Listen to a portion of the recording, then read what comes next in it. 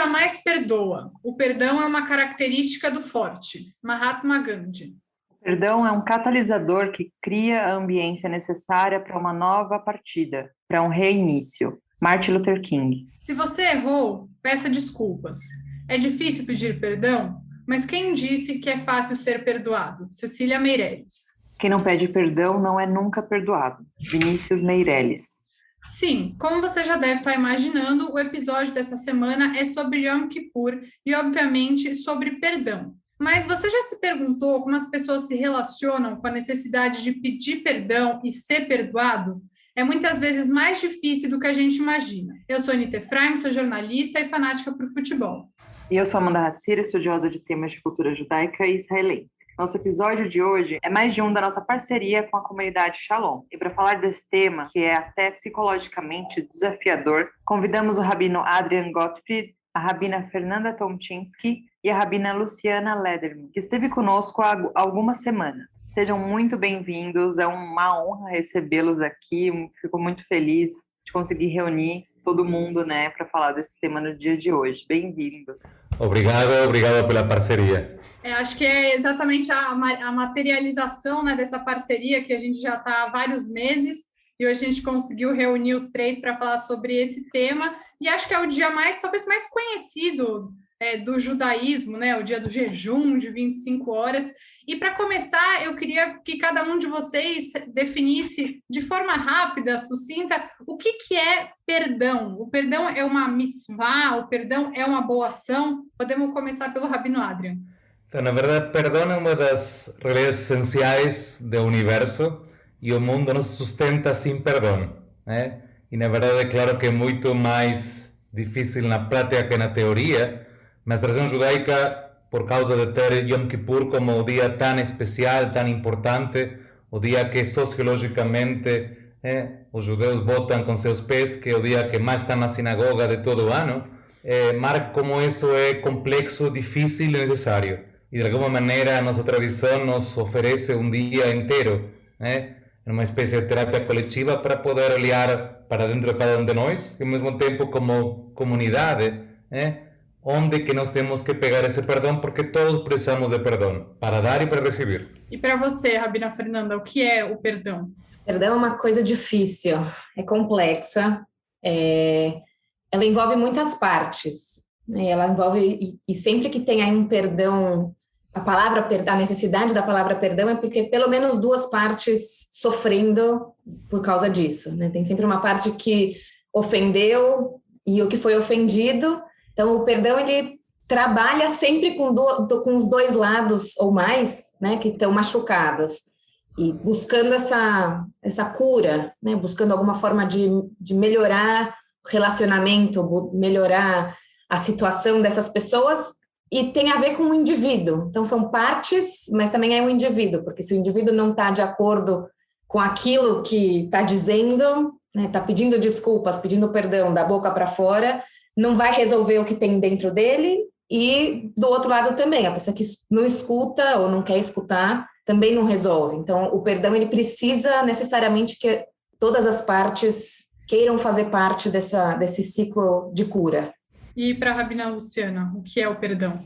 Então, Anita, você começou perguntando, o perdão é uma mitzvah, Eu, na verdade, eu colocaria o perdão na categoria não de mitzvah, mas de midah.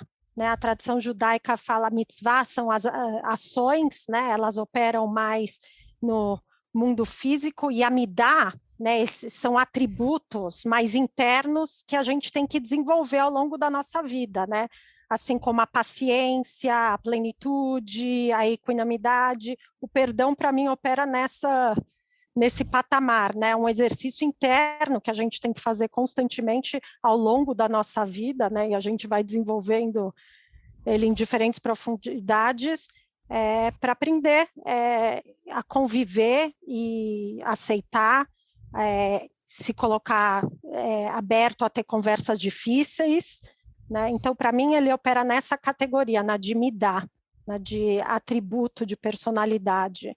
Bom, legal, né, ouvir essas diferentes perspectivas.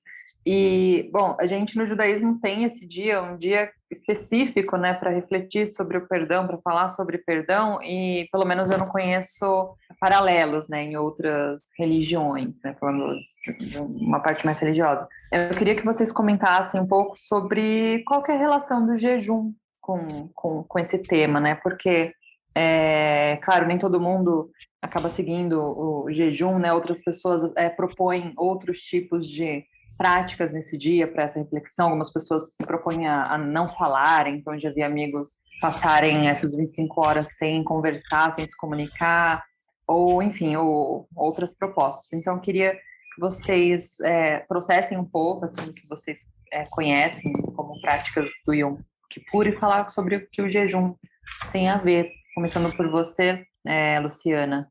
Olha, primeiro eu queria começar dizendo que eu acho que o jejum não é, né? Eu acho que existe essa falsa impressão, ao meu ver, de que o jejum funciona meio como uma autoflagelação, né?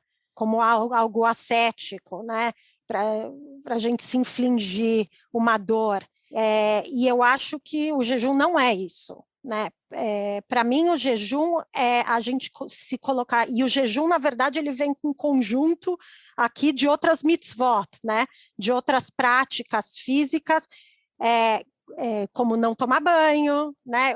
Práticas equivalentes algumas ao Shabat, não tomar banho, se vestir de uma certa forma, deixar de se vestir de certas formas, e para mim isso tem a ver com nos colocar no mundo à parte, né?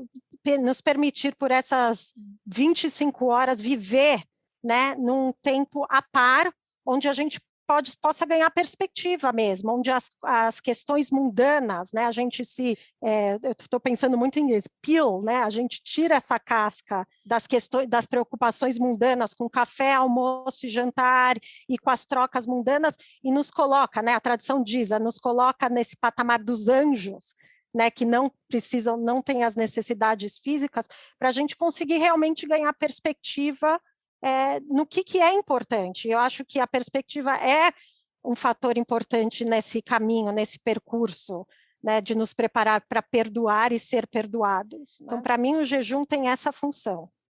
Você, Fernanda, o que acha? Eu concordo, né, com o que a Rabina Luciana acabou de colocar, e eu só queria trazer de onde vem a ideia de jejuar, né? Que eu acho que vale a gente entender de onde que vem, porque a festa, né? Que a gente pode chamar de festa, né? Yom Kippur está na Torá, não está escrito que a gente jejua na Torá, né? Na Torá está um dia que a gente aflige nossas almas, seja lá o que isso signifique na linguagem da Torá, e ele foi entendido depois pelos sábios como essa questão de jejuar. Eu acho que vale a gente, pela pergunta que você fez, né, dessas alternativas, talvez entender o que seriam. Eu fico pensando, né, quais são essas outras possibilidades, talvez da gente chegar nesse afligir das almas, que é o que a Torá diz que é esse dia.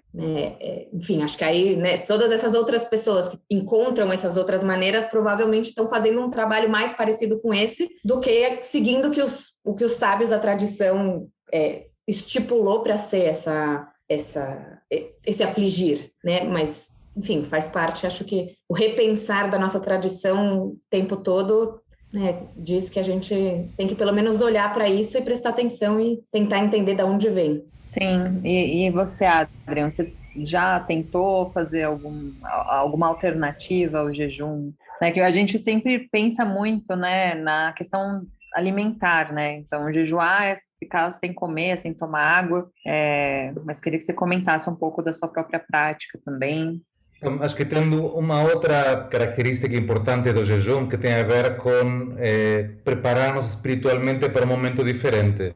E o jejum, por um lado, é uma espécie de penitência, né? Que algo seja mais difícil, é algo de autodisciplina. Somos o único ser bicho na galáxia que pode falar não perante a comida. E isso também é algo importante, é um ato consciente e voluntário. O jejum também é um meio de concentrar-se na parte espiritual, uma espécie de nirvana, porque no final do dia, depois de muito tempo, você atinge lugares, momentos diferentes. E muitas práticas meditativas trazem essa história do jejum como uma maneira de chegar a esses estados. E também uma maneira de despertar compaixão com aqueles que, infelizmente, jejuam diariamente, não por vontade própria, sino porque estão vulneráveis em termos de comida.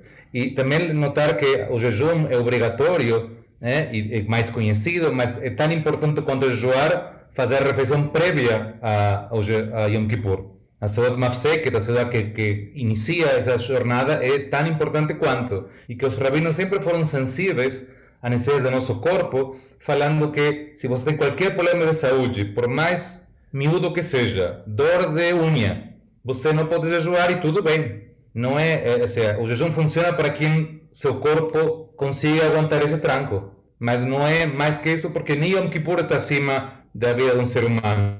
E por isso que a saúde e a vida têm uma perspectiva mais importante. O jejum é importante, mas está em perspectiva. E claro que o jejum está acompanhado de melodias, de liturgia, de comunidade, de uma série de coisas importantes, e por isso acho que é importante. É claro que pessoas têm direito a escolher alternativas e encontrar outras maneiras. Ben Gurion conta que em Yom Kippur, ele nunca entrou na sinagoga, aliás, uma única vez entrou, e ele plantava bananeira, porque meditava em Yom Kippur, era a sua maneira de fazer o Kippur dele.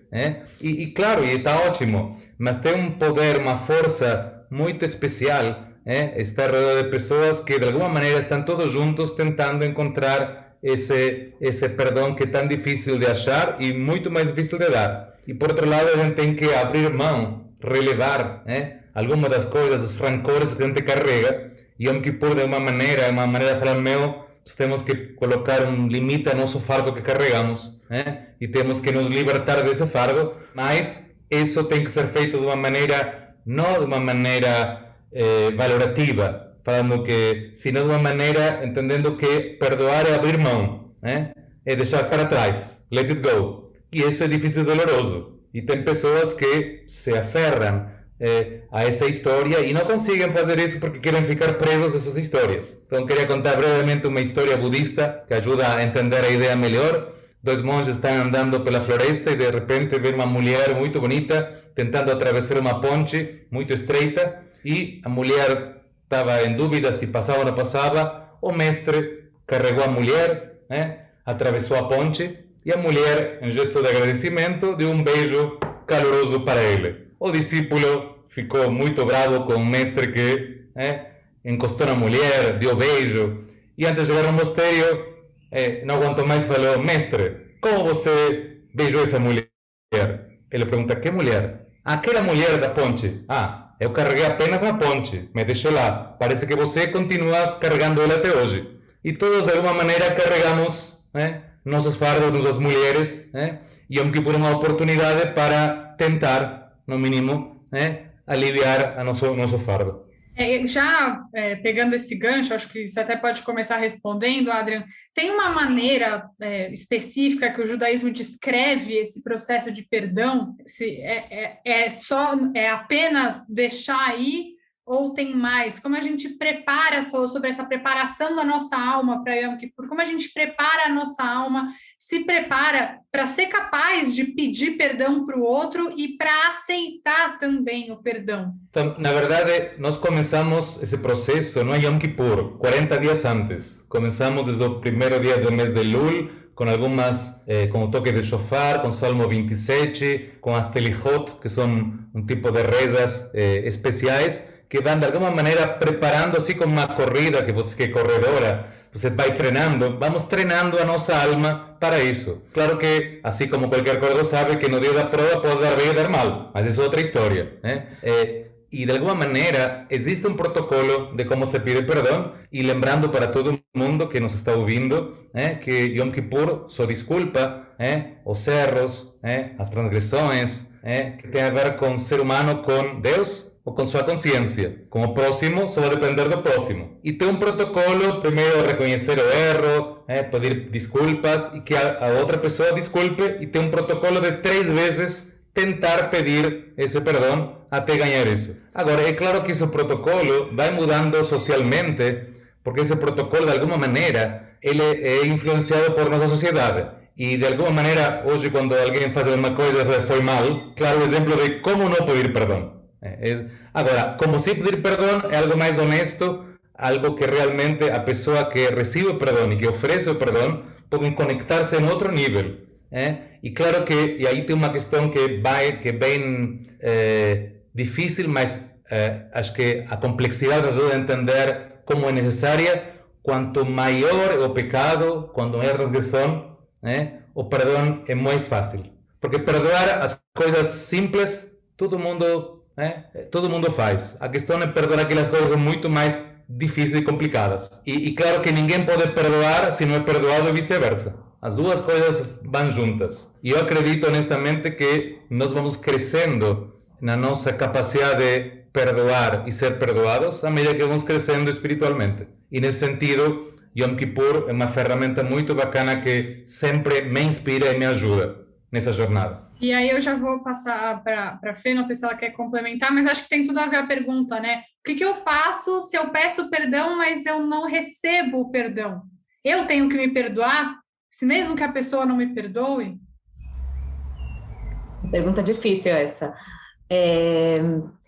Então, né, o Rabi Nader falou desse protocolo, né, das 3 vezes, né, que a gente tem que pedir perdão para uma pessoa, mas acho que tem esse passo prévio de você poder formular esse perdão, esse pedido de desculpas, ele já vem com uma carga para a pessoa que está querendo pedir desculpas, né, que está pedindo perdão, num lugar de falar, eu entendi que eu errei. Eu entendi que eu fiz alguma coisa que não foi legal. Porque acho que uma coisa que eu acho que é importante, né, trazer à tona, né, pode parecer implícito, mas trazer para a tona, que pedir perdão, perdoar, ser perdoado, não quer dizer que apaga o que aconteceu. Né? O que aconteceu, aconteceu. Não tem como apagar aquela situação, aquele desentendimento que aconteceu no passado, entre essas duas pessoas. Então, não dá para você simplesmente esquecer que aconteceu alguma coisa, mas quando você está preparado para pedir perdão, quando você faz esse seu trabalho de pedir perdão, quer dizer que você já entendeu aonde você errou e está predisposto a não repetir isso no futuro. Né? Aí quando tem a outra pessoa que não te perdoa, aí você entra numa situação de, tá, mas o que eu preciso fazer para que essa pessoa me perdoe? Aí você tenta, até que ponto você vai, quando você já, não sei se eu quero usar a palavra, o termo já está resolvido, porque não sei se vai estar resolvido, mas entre aspas, né? Você já resolveu essa situação dentro de você e quer solucionar com o outro. Mas no momento em que o outro não quer solucionar com você, aí também fica difícil, não dá para reunificar essa relação que tinha antes, porque tem um lado que não quer, né? Que eu falei antes, se os 2 lados precisam participar para ter esse perdão, né, total, digamos assim, mas não tem como você ficar se martirizando o resto da sua vida quando você está realmente predisposto e já pediu perdão.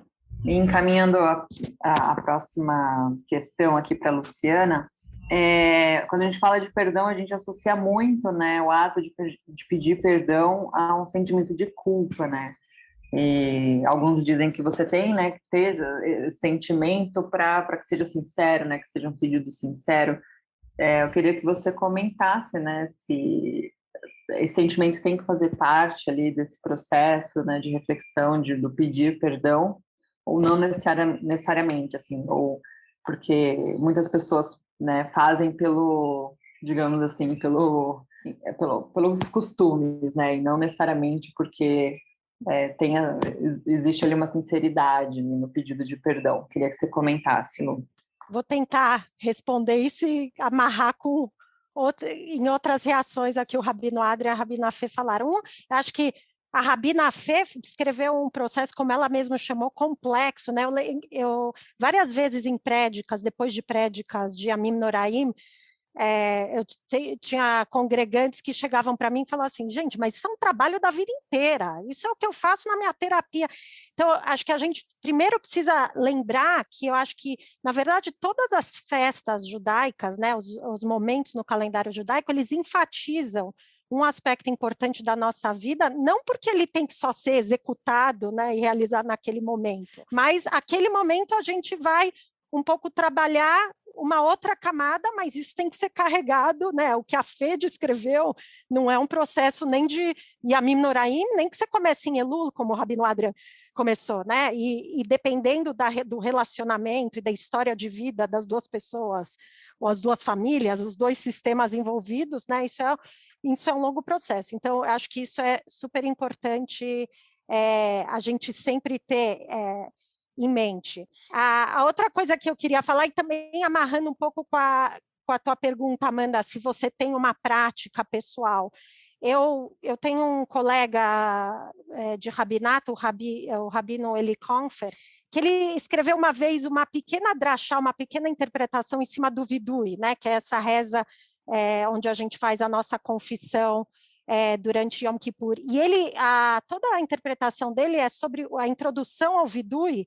Tem uma frase que diz, Tzadikim anachnu velo hatanu, nós somos justos e não cometemos nenhum pecado, aval anachnu hatanu, mas nós cometemos pecados. E ele falou, esse mas é tão importante porque a gente passa a nossa vida inteira falando, não, eu sei que eu errei, mas eu estava cansado, mas você também começou mais, era E ele fala que todo o exercício, e para mim, desde que eu li essa drachá, se tem um exercício que eu carrego comigo é prestar atenção mais com i no meu mas, durante essa época, né? E parar no mas, né? Eu tive recentemente uma troca de telefone com uma outra mãe da escola das crianças, super desconfortável, e eu estava prestes a me desculpar e falar, mas, quando eu parei lá, desculpa, é isso, né? Então, isso para mim é um exercício que se tornou super importante. E aí vem a tua pergunta da culpa. Eu acho que a culpa hoje em dia está em baixa, eu acho que ela já vem numa baixa, nessa palavra, há muito tempo, mas eu acho que as redes sociais, né, ainda deixaram ela numa baixa, porque a culpa hoje em dia está muito atrelada à vergonha, né, nessa cultura de cancelamento, né, você cometeu um erro, você se expõe totalmente e você está falando, acabou, né, acabou sua carreira, acabou suas perspectivas. Então, acho que, infelizmente, as pessoas olham a culpa, a palavra, de uma maneira muito negativa, né? Como se ela fosse congelar a gente, né? A culpa tem essa característica hoje em dia de que ela te congela, não te permite sair de lugar nenhum. Se eu sou culpada, é isso. Acabou. Né? Eu acho que, para a tradição judaica, eu adoraria resgatar a culpa. Né? Eu acho importante a gente saber lidar com esse sentimento de que sim, cometemos erros, sem mas, né? E sentar nesse lugar, e eu acho que daí que vem a transformação. Agora, eu acho que a gente tem que desatrelar ele da vergonha, né? A culpa é humana, e todos nós que nos sentimos responsáveis pelo outro, né? Que olhamos o outro e a sua demanda sobre nós, vamos em algum momento ter esse sentido de que a gente falhou com essa responsabilidade. E para a tradição judaica, isso chama culpa. Algum de vocês quer complementar? Acho que essa questão da culpa é bem complexa, né? Não sei se alguém quer adicionar alguma coisa. Eu queria trazer uma outra dimensão, na verdade, que às vezes que tem a ver com perdão e culpa, que às vezes perdoar é um processo, como falamos, complexo, é um estado de perdão, mais que um momento determinado. Mas o perdão nem sempre significa uma renovação dos relacionamentos como haviam sido antes, né? Muitas vezes muda a história e temos que entender que a vida vai mudando. Algumas vezes a nossa transgressão, o nosso pecado pode destruir essa conexão e não pode ser reconstruída. Mas o que é importante é que o perdão ajuda a limpar essa história, a tirar para fora essa raiva antiga e permitir o crescimento de um outro tipo de relacionamento. Porque a cura, o healing, não é idêntica a esquecimento. Eu posso não esquecer, mas é minha escolha se eu quero abrir mão e pensar para frente e não ficar deixando para trás, né? Perguntaram para Rabbi Shlomo Carlebach, ele foi dar um concerto na Alemanha, e perguntaram para ele como ele vai para a Alemanha para dar um concerto depois de tudo o que fizeram com os judeus. E ele respondeu: se eu tivesse duas almas, então talvez não iria e ficaria bravo e raivoso. Como tenho uma única alma, eu vou aproveitar a minha para poder cantar e deixar para trás. Então, essa é a nossa escolha no fim do dia, né? E entender que perdoar não significa esquecer, perdoar significa chegar a um outro patamar. E aí, voltando à história da culpa, a culpa faz parte de um dos motivadores que nos leva a isso. E por entender que não é uma questão mecânica, não é mecânica. Perdoar não é algo que um robô pode fazer, é um ser humano. E isso é difícil, é complicado, você vai tentar e não vai dar certo, né? E chegar a esse momento é difícil. E acho que a dificuldade mostra como o perdão judaica é importante, por isso o Yom Kippur é chamado de do perdão, ainda que Capará é um pouco diferente que isso. Você quer falar um pouquinho sobre essa questão da culpa, Fê? Eu só queria trazer, acho que a questão da palavra desculpa, né, e culpa, né, que não é à toa que a palavra desculpa tem a ver com culpa, mas que eu acho que é totalmente, talvez seja diferente da palavra perdão, né, mas especialmente nesse contexto que a gente está trazendo aqui, que eu acho que é o que a gente está falando, que falar desculpa não é se desconectar, né, de tudo isso, e sim transformar. Então, o desculpar não é eu pego a sua culpa e acabou, eu te desculpo, então eu tiro sua culpa, não precisa mais, não tem mais, isso não existe mais. Porque sempre que teve qualquer coisa que tenha que pedir desculpas ou perdão, em geral a gente pede desculpas por uma coisa que foi talvez menos grave e perdão algo foi um pouco mais grave, né? Estou aqui pensando quando a gente usa cada uma dessas palavras. Mas a gente não consegue simplesmente tirar, né, o que foi. Então, o desculpar, ele não é tirar a culpa, senão que é transformar isso em alguma ferramenta para reconstrução. Aí eu estou pensando em mim, estou pensando em quem está ouvindo o outro, eu acho que é muito bonito falar sobre isso, mas provavelmente a maioria das pessoas tem alguma coisa que não conseguiu perdoar. Alguma coisa na sua vida que você fala, eu não consigo superar isso. O que vocês diriam para alguém que chega para vocês e diz, olha, eu não consigo passar por cima disso. Isso é um erro, isso faz de alguém uma pessoa pior. O que eu preciso fazer para conseguir dar um passo para frente nesse processo, para tirar de mim? Ou será que tudo bem, uma parte de mim não ser capaz de perdoar, por exemplo, alguém que me fez muito mal? Isso também é humano, né? Acho que o Adrian quer começar. Sim, na verdade, sim, isso acontece primeiro porque às vezes acontece que uma das pessoas que tem os relacionamentos pode eventualmente morrer e aí fica mais complicado, né? Então, envolve também relacionamentos e histórias. A primeira questão é que é claro que é um processo e cada um vai ter seu tempo e seu timing, e isso é individual. Por outro lado, de alguma maneira, cada um dos relacionamentos, nas histórias, nos ajudam a construir outras histórias. E nós carregamos as histórias para frente. E acho que é importante entender que as revanches da vida sempre são para frente, não para trás. E acho que isso é importante. O perdão, no sentido que eu entendo, nos ajuda a criar novas possibilidades no futuro. Ainda que coisas fiquem presas no passado. E a gente não consegue mudar tudo, mas se permitem criar outras oportunidades no futuro. E acho que a dificuldade, de alguma maneira, é porque não é algo automático. E todos temos algumas questões que não resolvimos bem, né? E que podíamos feito diferente. Mas acho que uma das questões importantes que a transjudaica nos permite é poder olhar em perspectiva e ver uma circunstância parecida se nós agiríamos de forma semelhante ou não. E acho que esse é o desafio. Quando enfrentemos algo parecido, se vamos a manter isso da mesma maneira ou nos mudou de alguma forma, né? E isso é que a transformação, isso é o melhor exemplo de Teshuvah que está vinculado a esta história, é, frente a essa circunstância, ter uma outra tipo de atitude. E acho que isso, na verdade, é o o nosso objetivo, o nosso alvo, né?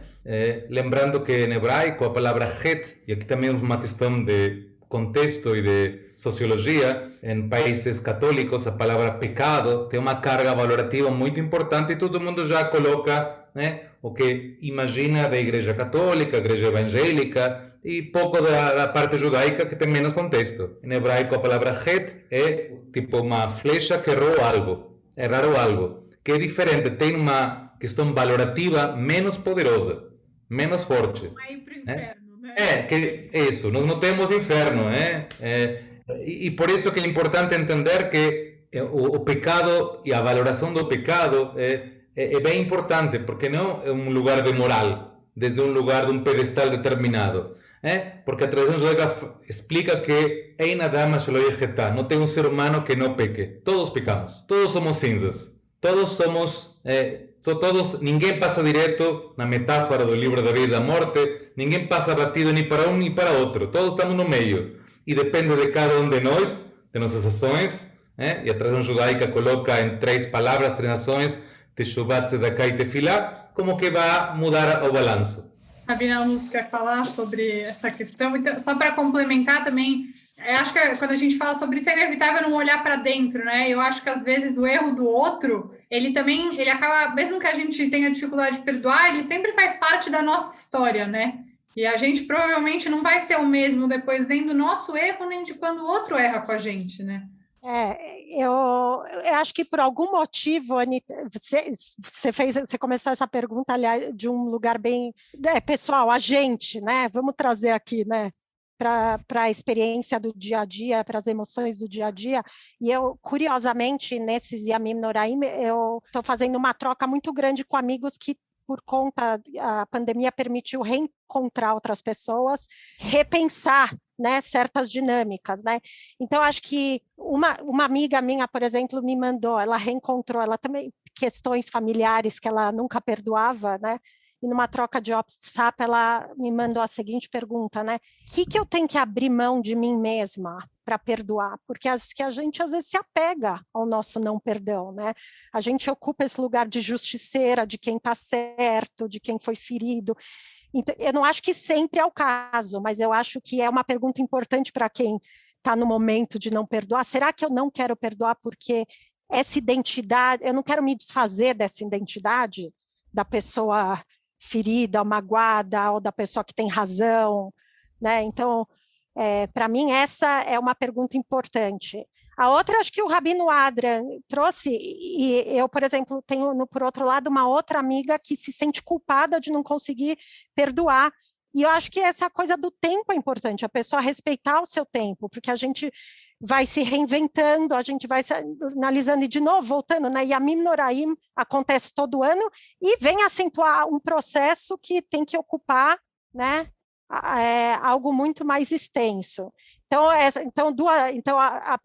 a pergunta da pessoa que não perdoa é: eu estou attached, né, apegada a algo da minha identidade que não me permite perdoar?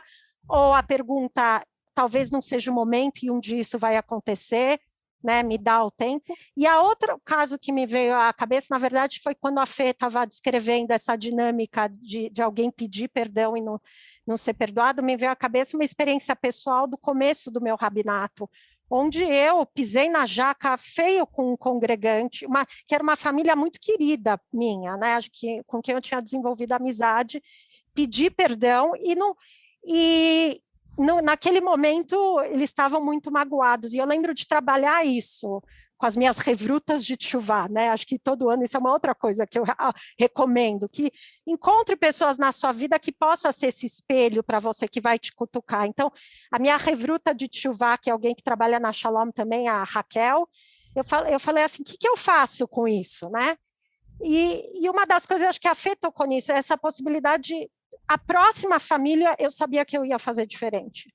Aquela experiência tinha sido tão profunda para mim, me tocou tão que ainda, e até hoje eu carrego a dor de ter quebrado uma amizade, mas eu sei que as famílias seguintes se beneficiaram dessa história de dor. Então, são essas 3 reflexões mais pessoais que eu queria trazer para esse processo de conseguir perdoar. Você quer complementar, Fê, falar sobre o não perdão? Acho que, não sei se tenho muito mais a complementar, porque concordo, né, com o que foi dito em relação acho que o tempo e as oportunidades, né, que a gente sempre fala, acho que tem aquela coisa de quando a gente está no sapato, a gente só entende o outro quando a gente está, né, no sapato do outro, né, quando a gente vive essa... Só que isso, na realidade, é impossível, né, porque a gente nunca vai conseguir viver exatamente o que o outro viveu, fazer... Na verdade, nem o que a gente mesmo já viveu, a gente não consegue viver de novo exatamente igual. Então... Eu fico pensando, né, se a gente precisaria, o que a gente precisaria para poder transformar isso, entender o outro, entender de que lugar que vem o outro, em que lugar estava o outro, sem estar no lugar do outro, porque não dá, é impossível. A gente gostaria muito de poder entender, mas não dá. Então, o que é que a gente precisa entender para poder seguir à frente? E eu escutei uma pessoa falando, eu não sei de quando que ela... Era uma sobrevivente da Shoah falando, eu não sei de quando foi que ela falou isso, mas ela dizia que o perdão, aprender a perdoar, deu a ela um poder que ela não sabia que ela tinha. Que, obviamente, depois de tudo que a gente vem falando aqui, claramente não é nada fácil, mas ela disse... Né, eu precisaria até buscar quem que foi que disse isso, mas...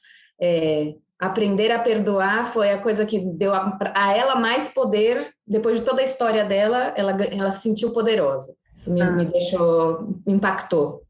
Não, muito interessante, Fê. Você e a Luciana trouxeram muito essa questão, né, do se doar, né? Eu acho que a gente pensa na própria etimologia, né, de perdoar, vem de perdonare, né, do latim, que ali na raiz da palavra tem essa ideia de doação, né? Eu acho que você tem que dar algo de si também, e você ganha também esse poder, assim, para mim fez muito sentido também, que acaba sendo uma troca, né? Mas encaminhando um pouco já para as nossas últimas reflexões aqui sobre o tema, a gente, né, passa por Yom Kippur logo depois, né, do Rosh Hashanah, que é esse início desse novo ciclo. E eu queria que vocês comentassem, começando pelo Adrian, qual que é a importância de trabalhar perdão nesse momento, né, nesse recomeço. Começando por você, Adrian. Então, algumas pessoas imaginam que a ordem deveria ser ao contrário. Primeiro deveria ser dia do perdão, Yom Kippur, e depois Rosh Hashanah, porque você começa um ano já limpo. Mas a ordem, na verdade, tem uma função, entendendo que não é tudo maravilhoso e que é um trabalho que nós temos que fazer. E que, na verdade, se nós queremos que este novo ano possa ser libertador em termos de nossa experiência de perdoar e ser perdoados, é um trabalho que temos que fazer conscientemente. E acho que, nesse sentido, a comunidade, né, a força da comunidade, a força do Minyan, e acho que tem uma questão importante de melodias que se utilizam, que são muito mais poderosas, né, que as próprias palavras. Até o texto, você pode entender, você pode ler o texto, mas tem uma força, né? Quando o pessoal canta no fim Avinu Malkeinu, com as melodias que as pessoas conhecem, né? Ainda que tem pouca conexão e você não saiba muito da história, que foi quem que escreveu, de onde veio, se conecta de uma maneira e isso dá uma força especial. E acho que essa força revigora, né? E conecta e nos torna o que nós somos. E ajuda cada um individualmente a poder fazer essa jornada. É interessante destacar, para quem não está mais familiarizado, que parte da lista de nossos pecados, nossos erros, chamado de vidui, que temos um pequeno e um maior, né? São feitos em primeira pessoa do plural, todos juntos, né? E claro que os erros, os pecados são individuais, cada um, né? Não é em plural, mas isso nos ajuda ao coletivo a poder tomar consciência de quantas coisas nós se realmente fazemos e nos ajuda a preparar nosso coração e nossa alma para a sensibilidade necessária e a coragem necessária para poder dar o próximo passo.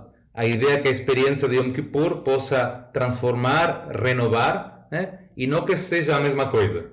Mais do mesmo, a prece o dia inteiro não faz muito sentido. Os rabinos nos lembram disso, que escolheram um texto de um profeta chamado Isaías, que viveu faz 2500 anos, que já reclamava, vocês jejuam e não fazem nada com isso.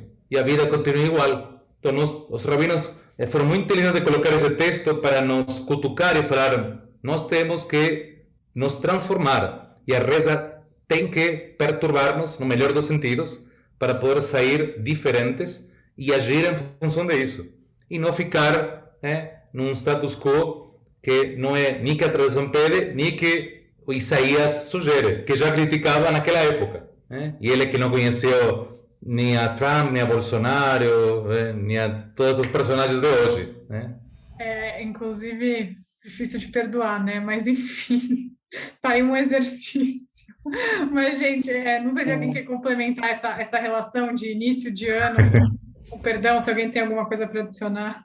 Olha, acho que, Elita, aliás, voltando para vocês, tem a ver com uma conversa que a gente teve antes. Eu acho que o judaísmo, ele sempre pensa em círculos concêntricos, né? E questões muito da esfera individual. Para o judaísmo, ela tem profundo impacto nas esferas sociais e maior, né? Sociais e do mundo, né? Então, o Rabino Adrian, acho que começou lá na frente citando o Midrash, que fala que uma das primeiras coisas que foi criada no mundo é tchuvá, né? A tchuvá é a essência para sustentar a existência do mundo. Então, a gente está falando aqui em exemplos de relações interpessoais, mas para o judaísmo isso é potencia, é transformador e se acredita que isso possa reverberar o nosso lugar como cidadãos, né? Nosso lugar, nossas relações entre nações, né? E que isso possa se reverberar em outras esferas. E eu acho que particularmente hoje em dia, né? Quando a maneira da gente pensar é um pouco invertida, é sistêmica, né? Não é mais se eu sou individualmente culpado de uma certa coisa, mas será que eu corroboro com um sistema maior? Só por me beneficiar desse sistema maior, eu corroboro com certos preconceitos e certas diferenças, desigualdades sociais, né?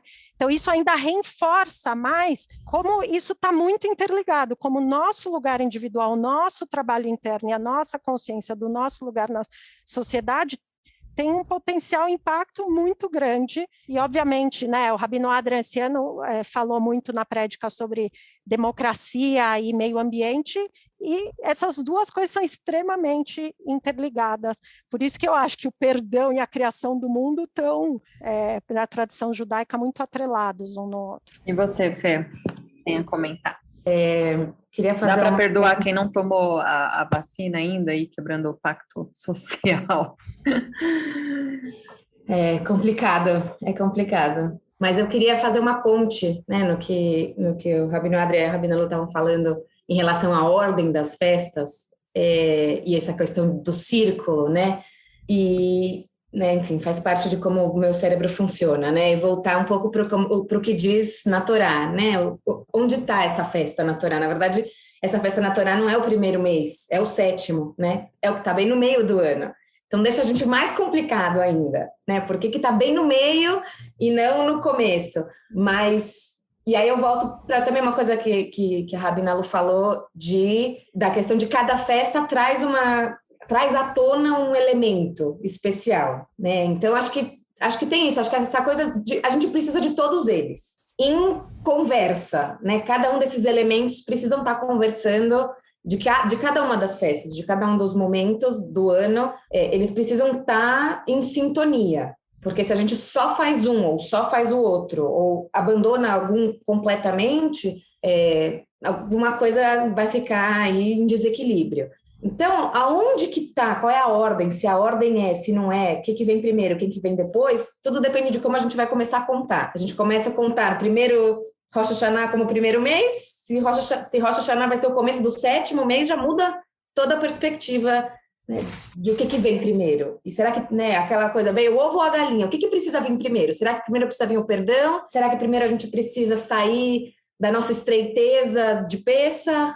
O que é que precisa vir primeiro? Né? Senão esse ciclo. Perfeito. Gente, Gmar Hatimah Tová, que todos tenham um Yom Kippur significativo, importante. Acho que a gente talvez quero acreditar que a gente esteja fechando um ciclo muito duro, né? Vendo aí uma luz no fim do túnel, depois de quase 2 anos muito sofridos, um raio de talvez alguns reencontros que não puderam acontecer no ano passado. Então, espero que todo mundo que ouviu a gente, seja judeu ou não judeu, ou seja praticante, não praticante, jejue ou não jejue, possa usufruir de tanta sabedoria e tanto conhecimento como a gente teve hoje. Então, lembrando, a gente conversou com o rabino Adrian Gottfried, com a rabina Fernanda Tomczynski e a rabina Luciana Lederman. Todos eles são rabinos da comunidade Shalom, que é nossa parceira no episódio de hoje, nesse projeto do E Eu Com Isso.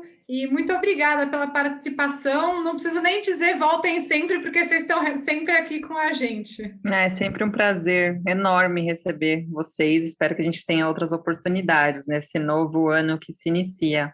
Muito obrigada, gente. Obrigada a vocês pelo convite. Obrigada, Hatima Tová. Obrigado, Amanda. Obrigada a todo mundo. Obrigado a Ibe, obrigado a Anita pela oportunidade e Gmar Hatima Tová para todo mundo. Market Matová. E lembrando aos nossos ouvintes de que o E Eu Com Isso, nosso podcast, está em diversas plataformas de áudio, então dá para ouvir no Spotify, na Aurelo, na Apple Podcast, Google Podcasts e também no canal do YouTube do Instituto Brasil Israel.